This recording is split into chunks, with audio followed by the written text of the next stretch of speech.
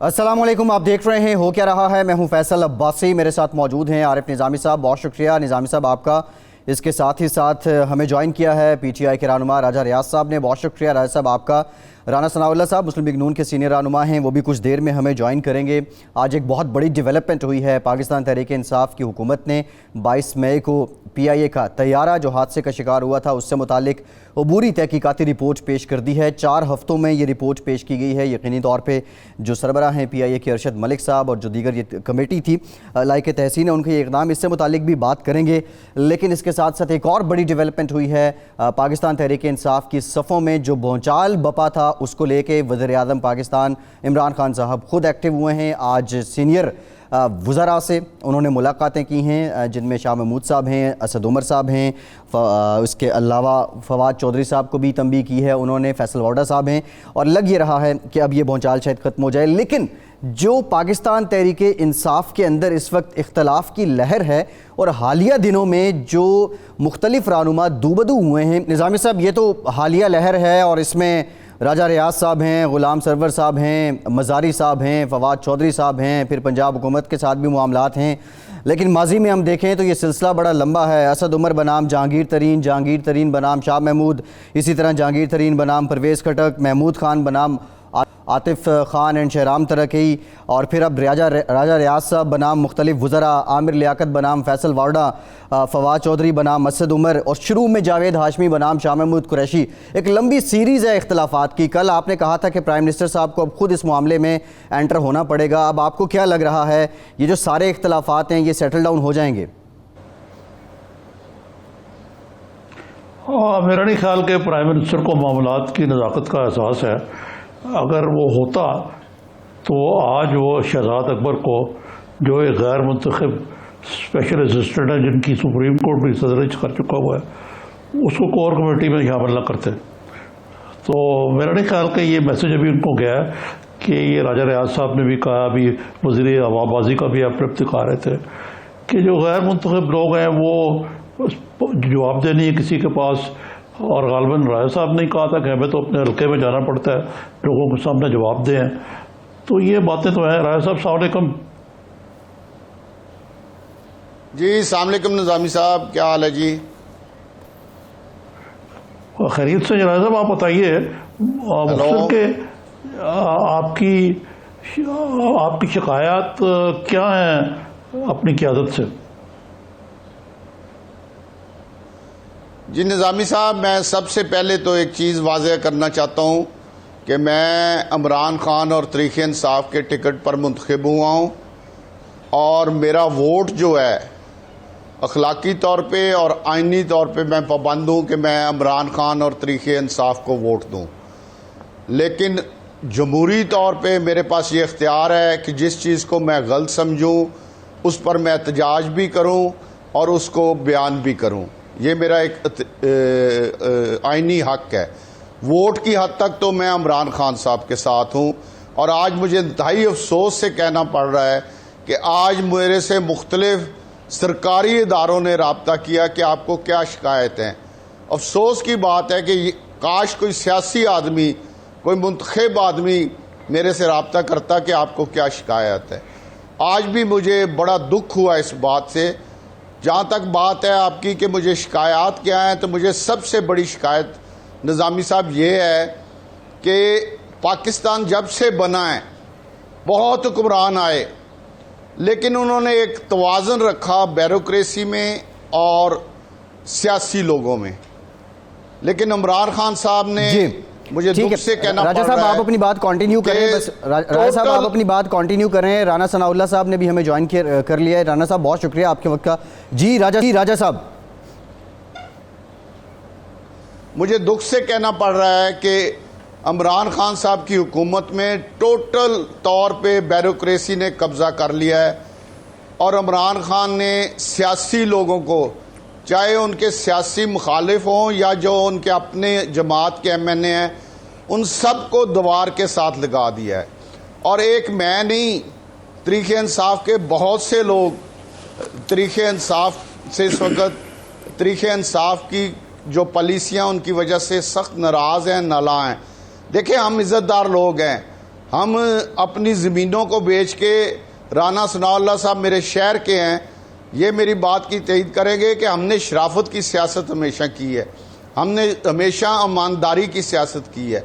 तो हमारे जैसे लोगों को भी इमरान खान इस तरह डील करते हैं कि शायद उनके एक ज़हन में बैठा हुआ है इमरान खान साहब के कि जो भी सियासतदान है वो कोई कब्ज़ा ग्रुप है, कोई माफिया है, माफिया का सरपरस्त है। हालांकि ऐसी बात नहीं है। खान साहब के जो मशीर हैं या जो उनके इर्द गिर्द चमचे हैं, ये मैं आपको आज कह रहा हूँ कि इनमें से आधे तो जिस दिन हुकूमत जाएगी उस रात को भाग जाएंगे, और आधे जो हैं वो खान साहब का टिकट नहीं लेंगे, रह जाके हमने रह जाना है। और हमारे पास निज़ामी साहब अब एक चॉइस है कि या तो मैं इमरान खान को वोट दूं क्योंकि मैं उनके टिकट पर इलेक्ट हुआ हूं, और दूसरी चॉइस मेरे पास ये है कि मैं इस्तीफ़ा दे दूं और MNA-शिप छोड़ दूं। अब मैं ये संजीदगी के साथ सोच रहा हूं कि जितनी हमारी इस हुकूमत में तजलील हो रही है, और जिस तरह आज बजाय इसके कि सियासी लोग मेरे से राजा साहब, आप इस्तीफा देने का फैसला कर चुके हैं? सरकारी लोग, जी मैं इस पर सीरियसली सोच रहा हूं कि मैं इस हुकूमत का अब मज़ीद अपने दोस्तों से मशवरा कर रहा हूं कि इस हुकूमत का, जिसमें ना इंसाफ है, ना करप्शन ख़त्म हुई है, ना यहाँ पे किसी किस्म का कोई मेरिट है, ना किसी को हम नौकरी दे रहे हैं। हज़ारों नौकरियाँ खाली पड़ी हुई हैं पंजाब और वफाक में, लेकिन हम किसी को एक नौकरी नहीं दे सकते। ना मेरिट पे नौकरियाँ हो रही हैं, भर्तियाँ हो रही हैं। हमने कहा था कि हमने इतनी नौकरियाँ देनी हैं, अभी पंजाब में हज़ारों लाखों नौकरियाँ, लोग रिटायर हो गए हैं, खाली पड़ी हैं, लेकिन एक भर्ती नहीं हो रही। जी तो जी। इस निज़ाम में जिसमें ना इंसाफ है, इस निज़ाम में जहाँ पे ना मेरिट है। ठीक है राजा साहब, एक ब्रेक लेते हैं, राजा साहब एक ब्रेक लेते हैं। ब्रेक के बाद राना सनाउल्लाह साहब आपको शामिल गुफ्तगू करेंगे और जानेंगे कि इन सारे हालात में नून लीग लीडिंग अपोजिशन है, वो क्या सोच रही है। हमारे साथ रहिए।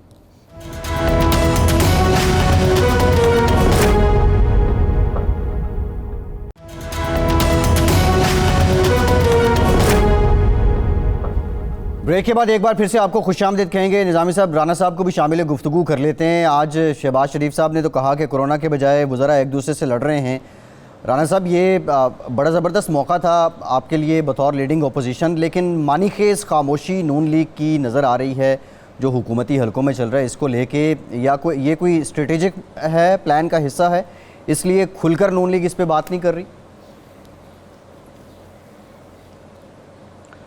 नहीं, देखें, जो लोग सही बात कर रहे हैं तो उन लोगों को एक ऐसा अंदाज़ इख्तियार करना कि उनकी बात जो है वो ऐसा लगे कि वो हक सच की आवाज़ नहीं है, या वो सही जो मसाइल हैं उनकी निशानदेही नहीं कर रहे, बल्कि वो अपोजिशन के साथ मिलके या किसी और के साथ मिलके या किसी के कहने के ऊपर जो है वो ये गुफ्तगू कर रहे हैं। राजा रियाज साहब ने जो बात की है, उनकी एक एक बात जो है वो बिल्कुल दुरुस्त है, मैं उसकी तईद करता हूँ। वो एक पॉलिटिकल वर्कर की बात है, लेकिन ये बात उनके अपने ज़मीर की आवाज़ है। इसमें कत्तन कोई ना मुस्लिम लीग नून का कोई अमल दखल है, ना किसी और का कोई अमल दखल है, ना हम इस बात को बढ़ाना चाहते हैं, ना हम इस बात को जो है वो इंडोर्स करना चाहते हैं, ताकि ये ना हो कि कल को कोई ये कहे या राजा साहब पे ये इल्ज़ाम लगाए कि जी राजा साहब तो ये किसी के कहने पे बात कर रहे हैं।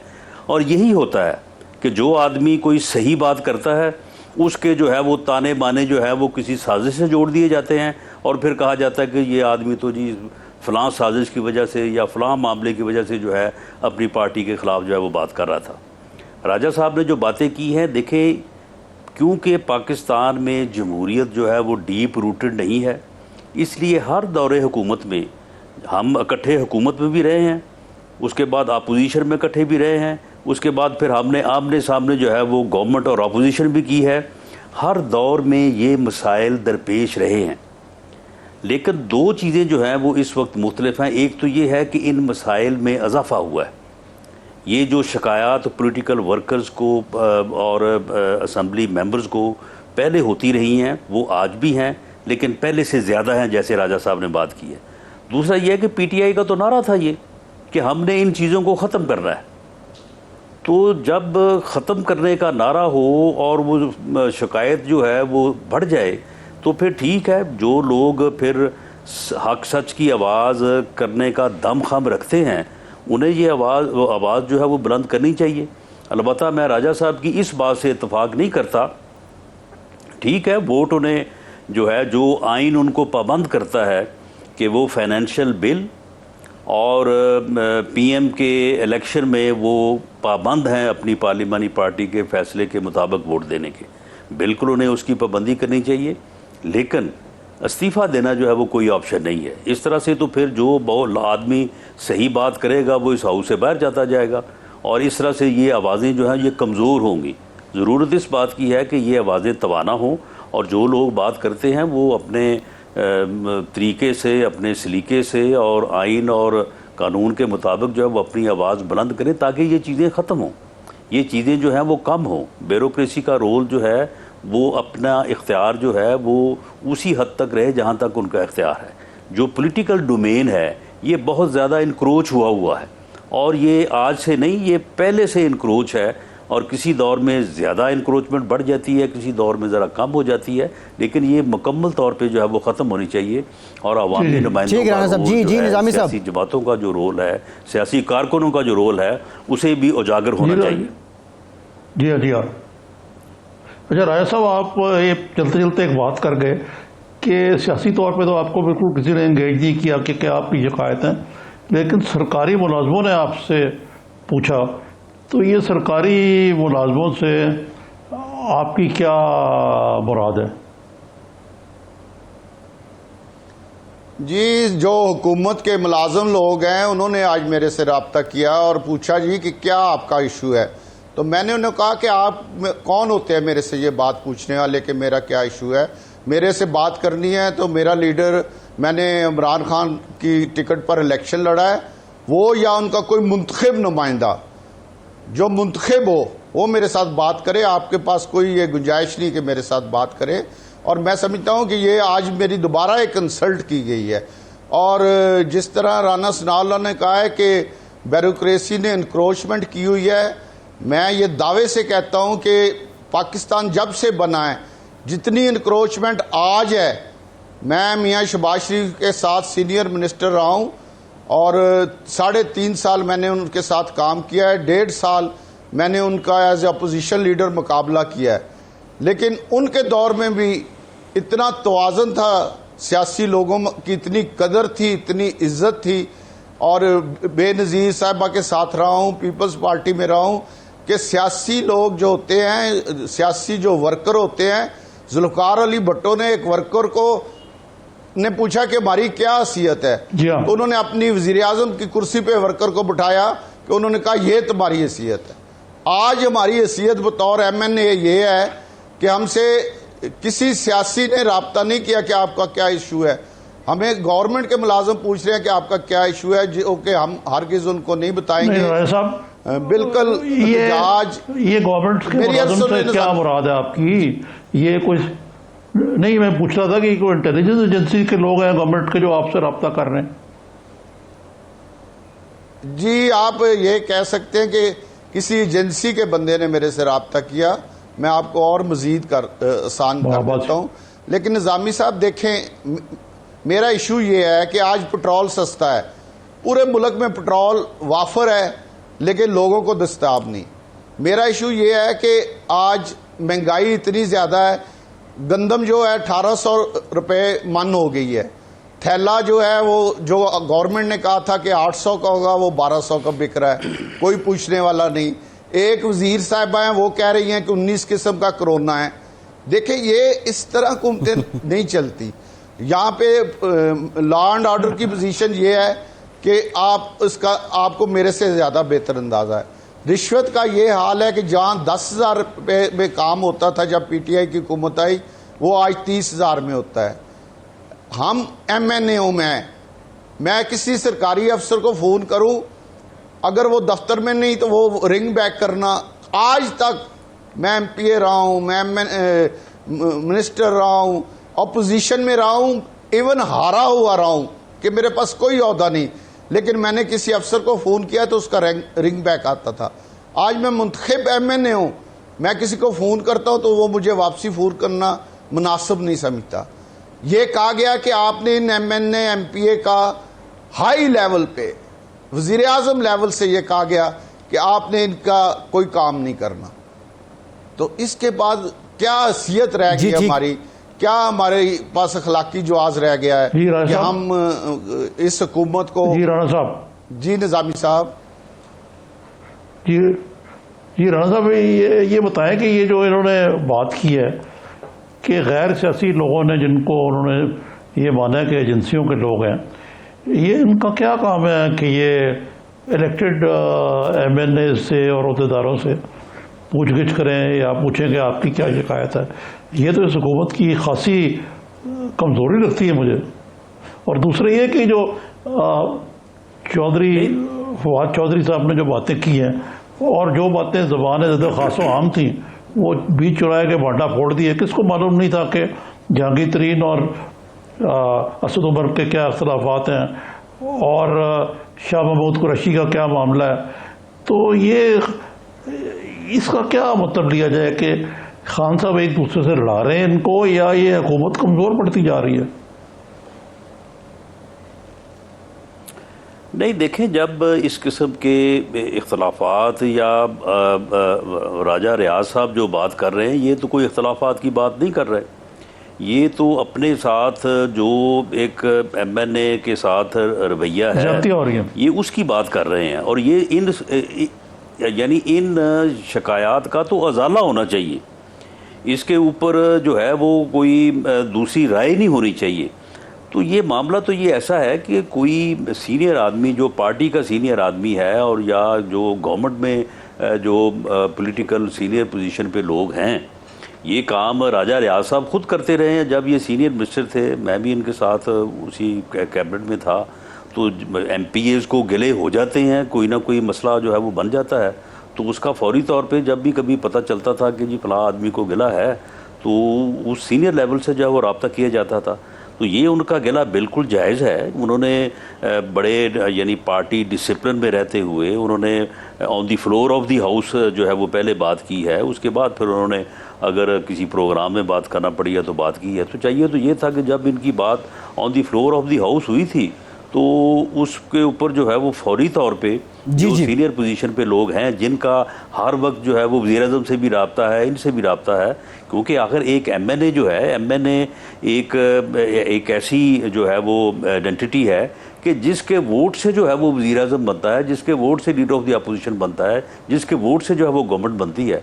तो ये बिल्कुल ये गिला जो है वो जायज़ है। और जो बातें की हैं फवाद चौधरी साहब ने, वो वैसे तो खैर सबको मालूम थी और सबके जो है वो ज़हनों में ये चीज़ थी, लेकिन उनके बात करने से एक कन्फर्मेशन हुई है, एक बात की जो है वो तस्दीक हुई है। और फिर जब उन्होंने कैबिनेट में बात की है तो पता ये चला है कि वहाँ पे फिर किसी ने उसको जो है वो कंट्राडिक्ट भी नहीं किया। सबने कहा है कि जी हाँ बिल्कुल ये बातें जो हैं ये दुरुस्त हैं। ठीक है, एक ब्रेक लेते हैं। एक ब्रेक के बाद जब वापस आएंगे, राजा साहब से ये जानेंगे कि फवाद चौधरी की बातें, राजा साहब के बयान, दीगर PTI के रहनुमाओं के ये तहफ़्फ़ुज़ात, ये शिकवे सामने आना महज इत्तफ़ाक़ है या इसके पीछे कहानी कोई और है? ब्रेक के बाद इस पर बात करते हैं।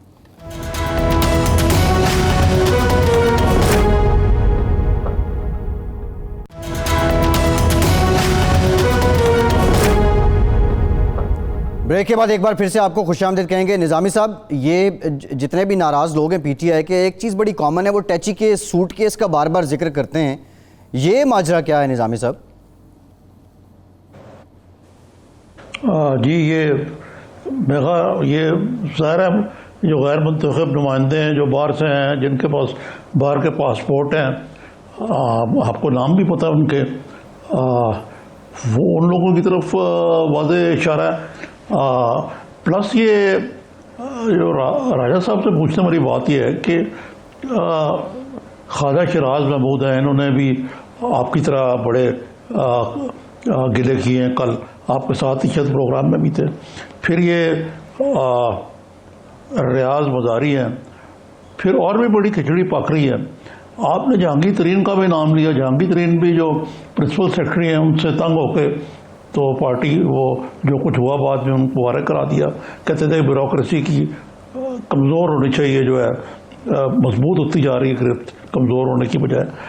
तो क्या कोई इस बात का इम्कान तो नहीं कि आप लोग मिलकर कोई फॉरवर्ड ब्लॉक बनाने जा रहे हैं, या ये जो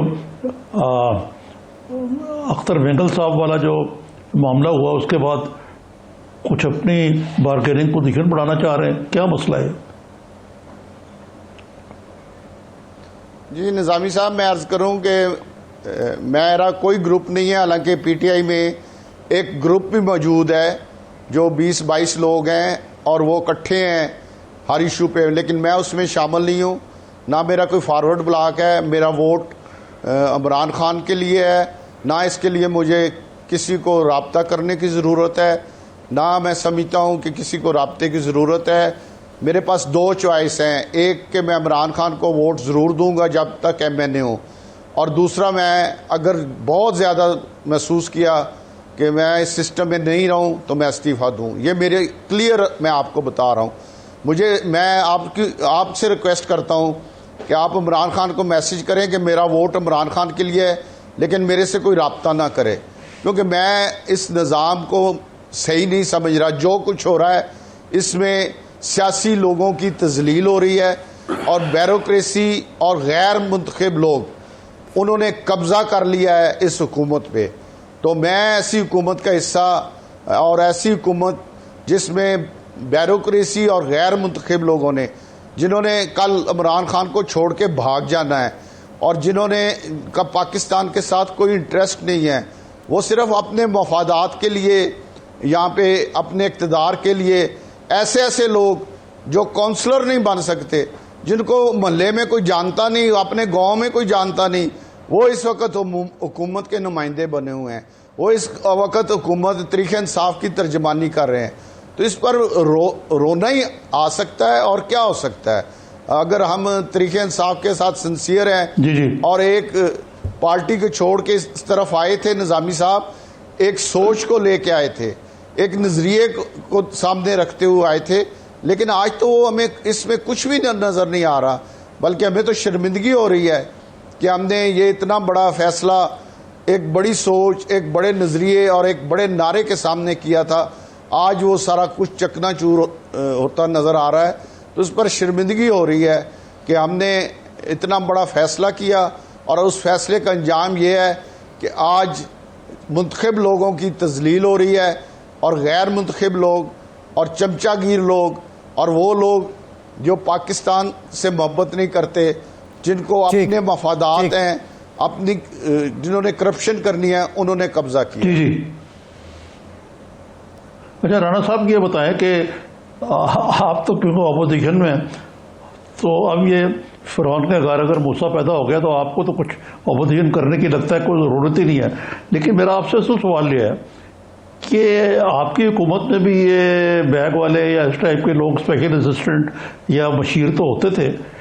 इस हुकूमत में क्या बहुत ये जो आइनी मुद्दत है उससे ज़्यादा है? आइनी तो जो वो दी गई है, क्या नाम है, जो एक कैद होती है कि इतने एडवाइज़र हो सकते हैं, इतने काबीना में हो सकते हैं। लेकिन सबसे सितम्बर इशू ये है जिसका तरफ इन्होंने इशारा किया था कि बाबर अबान जो है पार्लियामेंट्री बूट के वो वजीर हैं वहाँ, और वो मेंबर ही नहीं है। इसमें निज़ामी साहब दो चीज़ें हैं। एक तो यकीनन सेनेट जो है वो ईवान बाला है, और सेनेट के मेंबरान जो हैं वो भी मुंतखब लोगों के ज़ुमरे में ही आते हैं, लेकिन अवाम के वोटों से बराह रास्त मुंतखब ऐवान जो है वो कौमी असम्बली है, और कौमी असम्बली के वोटों से ही जो है वो कोई वज़ीर आज़म बनता है। तो एक तो ये चीज़ है कि जो कलीदी ओहदे हैं उनके ऊपर, यानी ये ओहदों के ज़्यादा या कम होना उतना मैटर नहीं करता जितना कलीदी ओहदे जो है वो मैटर करते हैं। यानी जो वज़ारत फ़ाइनांस है वो एक बहुत इम्पोर्टेंट वज़ारत है। इसी तरह से स्टेट बैंक का गवर्नर होना एक बहुत ही इम्पोर्टेंट चीज़ है। इसी तरह से जो वाटर एंड पावर है वो बहुत इम्पोर्टेंट मिनिस्ट्री है। इसी तरह से जो इंफॉर्मेशन है, यानी अब यहाँ पे हुआ दरअसल ये है, और इसलिए जो है वो ज़्यादा ये चीज़ें जो है वो नज़र आई हैं, या लोगों को इसके ऊपर ज़्यादा शिकायत जो है वो हुई है कि जितनी भी यानी वजारतें हैं या कैबिनेट डिवीजन जो है जो उनमें इम्पोर्टेंट हैं वहाँ पे जो है वो गैर मुंतखब लोगों का जो है वो कब्ज़ा है। अब आप मुझे ये बताएं कि अगर पीटीआई की कोर कमेटी में शहजाद अकबर साहब जा बैठेंगे तो फिर वहाँ पे जो कोर कमेटी में कोई 22 साल से बैठा है, कोई 18 साल से बैठा है, कोई 16 साल से बैठा है, उनको तो सबको उठ के बाहर आ जाना चाहिए ना फिर। ठीक है, तो ये इस किस्म के जो फैसले हैं, ये इस किस्म की जो इम्पोर्टेंट पोजीशंस हैं, जब उनके ऊपर आप गैर मुंतखब लोगों को या ऐसे लोगों को जो हकदार नहीं है उनको बिठाएंगे तो फिर जो बाकी रेस्ट ऑफ द टीम है उसमें जो है वो बददिली भी फैलेगी और शिकायत भी होगी। जी ठीक है। अच्छा राजा साहब, आपसे मैं ये जानना चाह रहा था, फवाद चौधरी साहब की स्टेटमेंट एक जानिब, दूसरी जानिब आपका बयान आ जाना और फिर इत्तेहादी जो हैं वो भी अपने आप को साइडलाइन कर रहे हैं, क्या ये महज इत्तफाक है? और जब जहांगीर तरीन साहब का ये चीनी कमीशन रिपोर्ट आई, उन पे इल्ज़ाम लगा, तो आप पहले पीटीआई के मेंबर थे जो उनके डिफेंस में सामने आए और आपने कहा कि सब्सिडी लेना कोई जुर्म नहीं है। तो अभी क्या जहांगीर तरीन साहब से आपका राब्ता है और वो जो 20-22 लोग जो हम ख्याल हैं आपके, लेकिन आप उनके साथ नहीं हैं, उनको भी कोई लीड कर रहा है? देखिए भाई, बात यह है कि मैं आज भी समझता हूं कि जहांगीर तरीन पाकिस्तान तरीक़े इंसाफ का एक बहुत बड़ा असासा था और उसने पाकिस्तान तरीक़े इंसाफ के लिए उनकी बहुत खिदमात हैं। और मैं आज बड़े वाज़ेह अल्फाज में कहना चाहता हूं कि उनको ब्यूरोक्रेसी ने उनका के साथ जो झगड़ा था, उन्होंने सारी उनके ख़िलाफ़ एक साजिश की है। और इमरान खान से अफसोस के साथ मैंने खुद मिल के उन्हें कहा था कि आप इस मैटर को खुद देखें, जहांगीर खान तरीन जैसे आदमी को इस तरह ज़ाया ना करें। लेकिन बदकिस्मती से जो कुछ हो रहा है कि जो ब्यूरोक्रेसी चाहती है वो होता है, जो वहाँ पे मुकम्मल गैर मुंतखब लोगों का और ब्यूरोक्रेसी का कब्ज़ा है, वो जो चाहते हैं वो होता है। आज कल मेरे साथ भी जो मर्ज़ी कर ले, मुझे उसका कोई खौफ नहीं है, लेकिन मैं ये बात बिल्कुल वाज़ेह अल्फाज में कहना चाहता हूँ कि जहांगीर खान तरीन के साथ ज़्यादती हुई है। मैंने उस वक़्त भी आवाज़ उठाई थी, आज भी उठा रहा हूँ, और आज के 10 साल बाद शायद इमरान खान साहब भी ये एहसास करेंगे कि मेरे से बहुत बड़ी ज़्यादती हुई थी। देखिए, हक़ की बात कहना कोई जुर्म नहीं, और अगर इस तरह इमरान खान जिस तरह की तर्ज़ हुकूमत कर रहे हैं, जिस तरह मुंतखब लोगों को दीवार के साथ लगाया जा रहा है, तो मैं समझता हूँ कि इसके बाद हमें सबको जो हुकूमत के अंदर बैठे हुए लोगों ने सोचना चाहिए। मैं सबसे ये कहता हूँ कि सोचें और इस चीज़ को सीरियस लें। अगर आपने इसी तरह अपनी तजलील करानी है तो कराते रहें, मुझे तो कोई फ़र्क नहीं पड़ता, लेकिन इससे इस तरह की तजलील से एक सिस्टम जो है वो बुरी तरह मुतासर होगा और उससे सबको नुकसान होगा। मुझे कोई इसमें इतना नुकसान नहीं, सबको नुकसान होगा। जी निज़ामी साहब। अच्छा राना साहब, ये मैं ज़रा थोड़ी सा मुख्तलिफ मौजू है, अगरचे है एक ही, लेकिन कि ये जो Balochistan national party Mengal group अलग हुई है, उनके जरदारी साहब से भी रब्ते हुए हैं, कोई एपीसी की भी बातें हो रही हैं। शहबाज शरीफ साहब भी ये कह रहे हैं कि जब वो कोरोना की क्वारंटीन से निकलेंगे तो वो इस सिलसिले में कोई इनिशिएटिव लेंगे।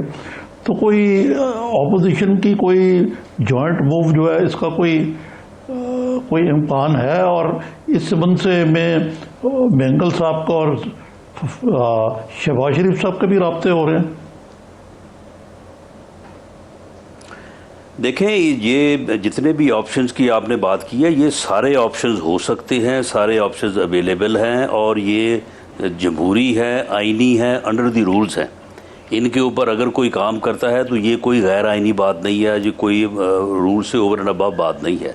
लेकिन अख्तर बेंगल साहब ने जो फैसला किया है, उस फैसले को इस बात से जोड़ना जो है वो मैं समझता हूँ उनके साथ ज़्यादती होगी। अगर ये कहा जाए कि अख्तर बेंगल साहब ने जो फैसला है वो शायद इस वजह से लिया है कि उन्हें अपोजिशन ने कोई आगे रास्ता दिखाया तो उस रास्ते पे चलने के लिए उन्होंने जो है ये फ़ैसला किया है, या राजा रियाज साहब ने ये बात की है, ये नामुनासिब बात है। अख्तर बेंगल साहब ने जो इनके साथ 6 नकाती जो है वो मुआहदा किया था, उस मुआहदे के ऊपर शुरू दिन से उनको ये शिकायत है कि उसके ऊपर जो है अमल नहीं हो रहा।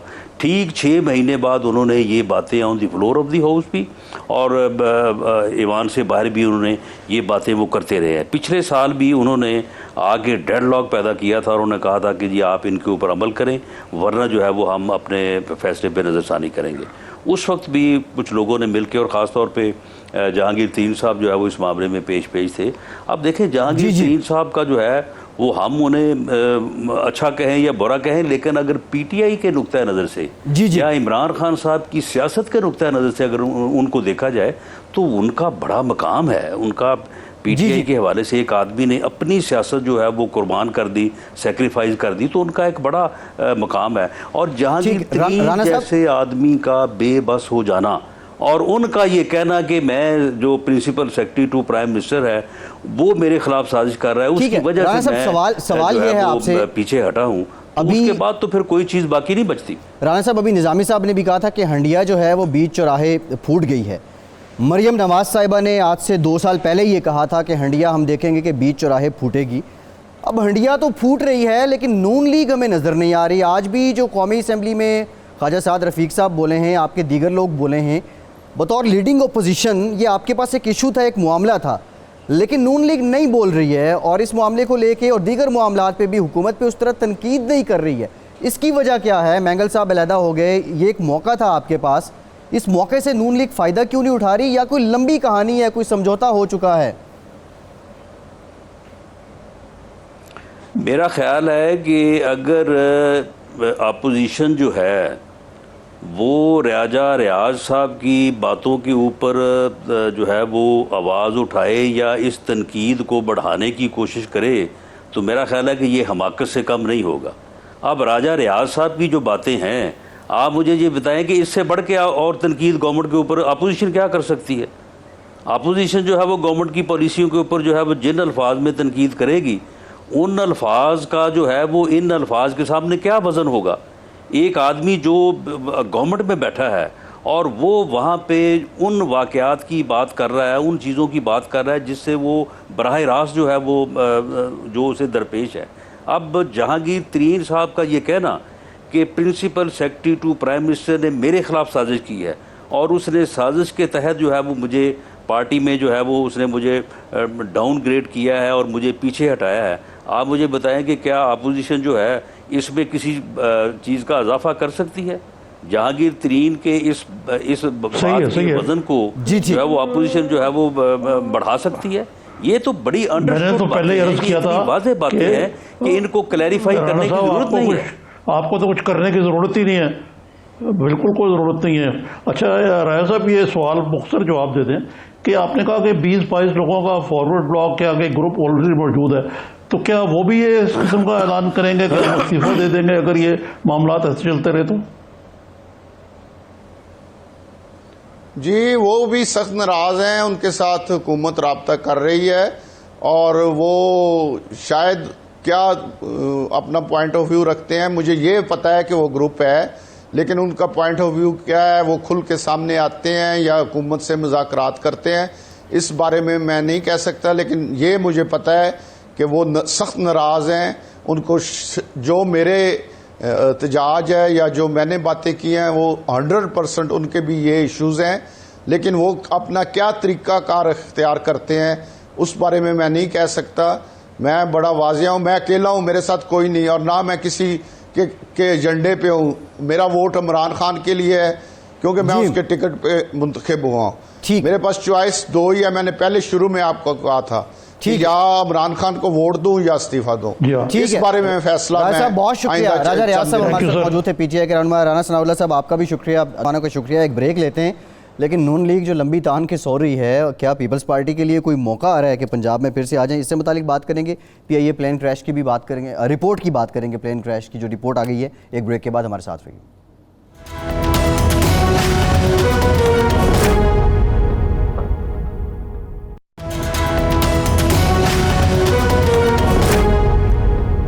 ब्रेक के बाद एक बार फिर से आपको खुशामदीद कहेंगे। 4 हफ्ते बाद 22 मई को होने वाले तैयारा हादसे की अबूरी रिपोर्ट पेश कर दी गई है। यकीनी तौर पे हुकूमत के लिए क्रेडिट है, वज़ीर हवाबाजी के लिए भी, जो CEO हैं PIA के अरशद मलिक साहब, उन्होंने भी लायक तहसीन ये काम है। आज गुलाम सरवर खान साहब ने क्या कहा, देखिए।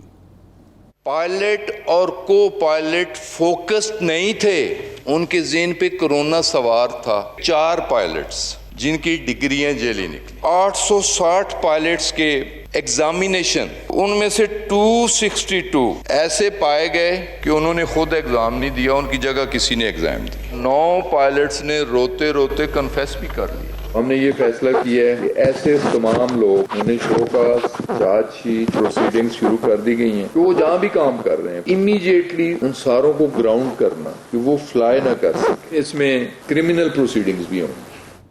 जाली लाइसेंस वाले पायलट्स के खिलाफ फौजदारी की जो कार्रवाई है वो होगी, ये कहा वजीर हवाबाजी ने।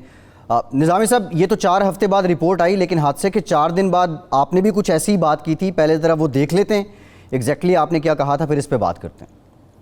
इसमें जो मैं जिक्र कर रहा था कि हाइट बहुत ज़्यादा थी उसकी जहाज़ की जी, और उन्होंने कहा मैं ठीक हूँ। फिर जनाब पायलट साहब जो हैं, अलार्म बज रहा था कि आपके व्हील नहीं खुले हुए, उन्होंने लैंड कर दिया जहाज़ और उसके पहिए नहीं खुले, इंजन डैमेज हो गया, उनको पता ही नहीं लगा।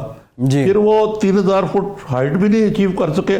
मुझे नहीं लगता कि इसमें कोई टेक्नोलॉजी का मसला हुआ है, इसमें कुछ बदकिस्मती समझ लें, हालात समझ लें। इसमें प्रेजेंस ऑफ माइंड, उस वक्त आप पैनिक ना कर जाएं, सही फैसला करें, ये ज़रूरी है।